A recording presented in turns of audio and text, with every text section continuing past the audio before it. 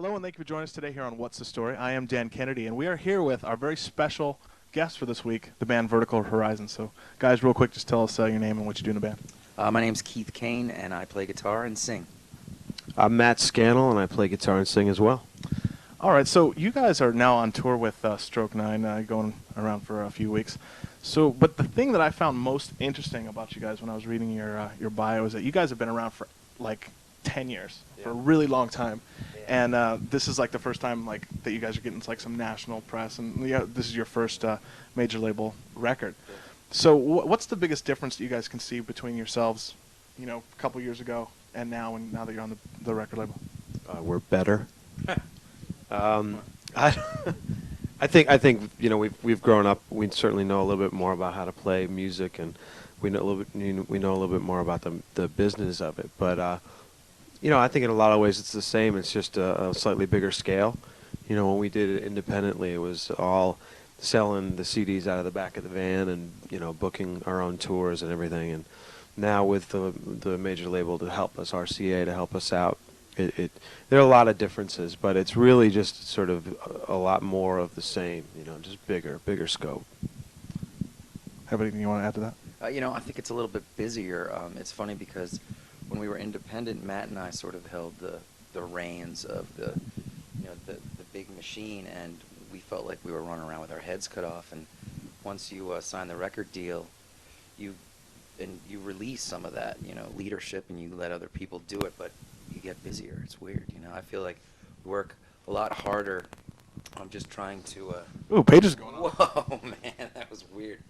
We work a lot harder just because there's a lot more demands on our time now. But on the same hand, I think that we get some more respect from clubs and from everyone that we work with because of the fact that we're with a major label act and we have their muscle behind us. So that's pretty much how I feel. All right. And another thing that I found pretty interesting is that you guys have really had like no lineup changes since you got the 4 members set. After the second record, I believe, is when you guys brought the other 2 members in? Yeah, after the second record for our third record, Live Stages, yeah. So what has kept you guys together in a band? Because you always hear, somebody's leaving this band and going to another band, or somebody got fired, or somebody's a heroin addict, or somebody ODs. And so you always hear about people losing members. How did you guys kind of keep it together over the last 10 years? I think we're really aware of that sort of family spirit, and we try and really look out for each other like brothers and try and take care of each other. I think sometimes, in any relationship, it's tough. You have good moments and bad moments, but we're very aware of the roles that you have to take and being supportive of each other, and I think that's made a big difference. All right. So now that I guess we should go to the music because that's kind of what this is about. I listened to your guys' CD last night, and honestly, yes, it was for the first time. But I listened to it and I thought, there's some songs on here that are really fucking awesome. Can you say that on the show? I just did. Are you gonna bleep it out? I say it all the time now. Fuck.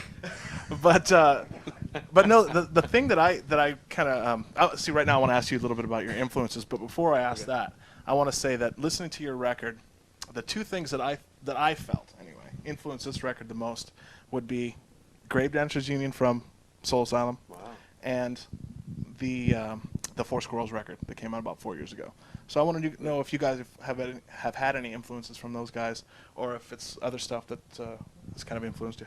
It's so interesting because I don't own either of those records. See, Dan Kennedy is wrong again. No, I'm not. I'm not saying Dan Kennedy is. In fact, Dan Kennedy is probably right.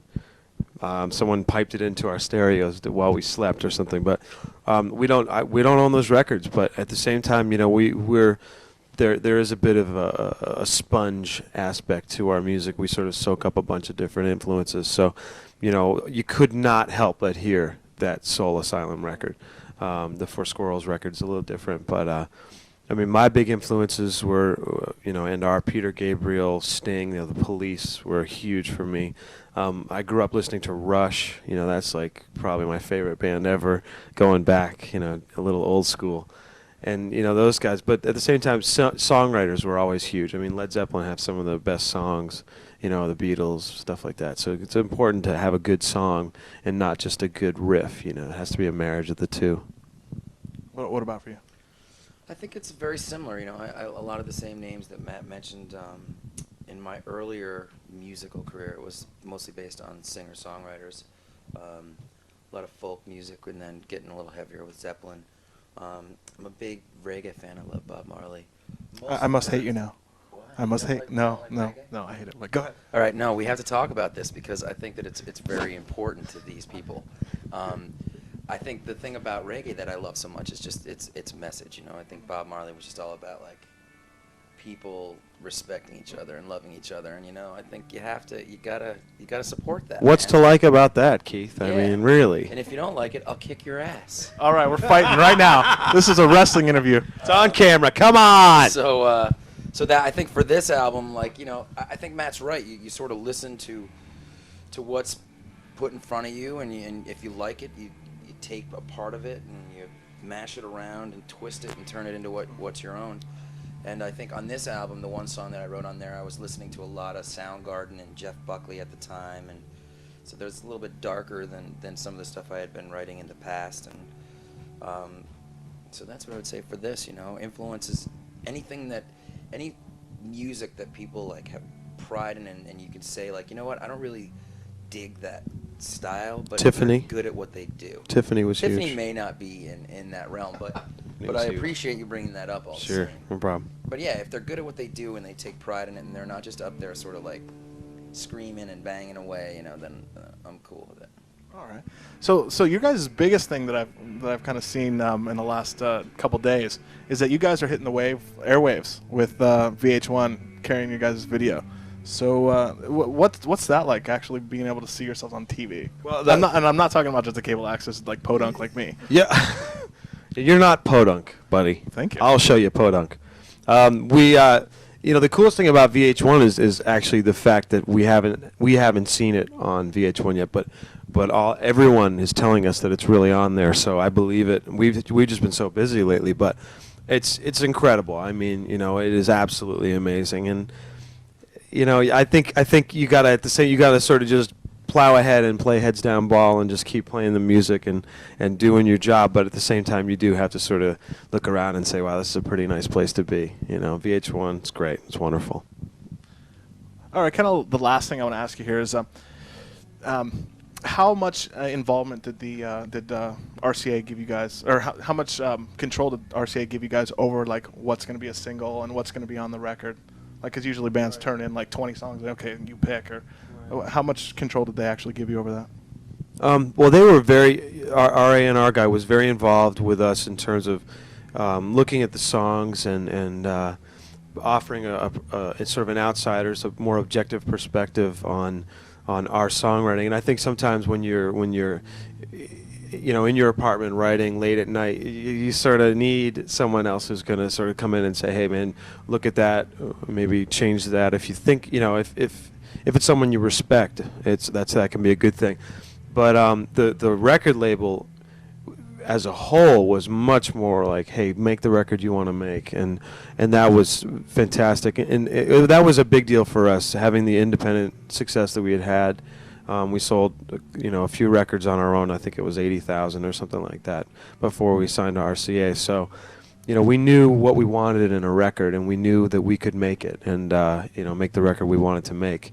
So we didn't need a company necessarily to come in and sort of be really hands-on, but at the same time, we did need a family to sort of get involved in and sort of have them get behind, and they got real excited. They let us make the record we wanted to make, and at the end of the day, they said, hey, we're really proud of it, and we're going to work it as hard as we can. I think you're right that it's definitely been a family atmosphere with them, and you know, I think that we have something to teach like all those bands out there, because going from independent to a major label is scary because you can get screwed, you know, and not in a very soft making love sort of way either, you know what I mean?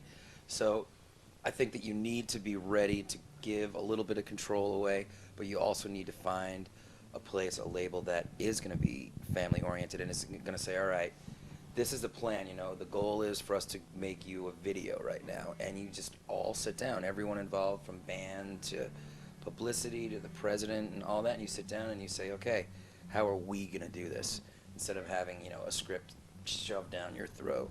And RCA has been great with that, you know, they've been real helpful, and pushed us at the right times and withdrawn at the right times, and it's been a very healthy relationship. All right, very cool. Well, that's about it from the guys here from Vertical Horizon. So stick around for something from them coming up next here on What's the Story.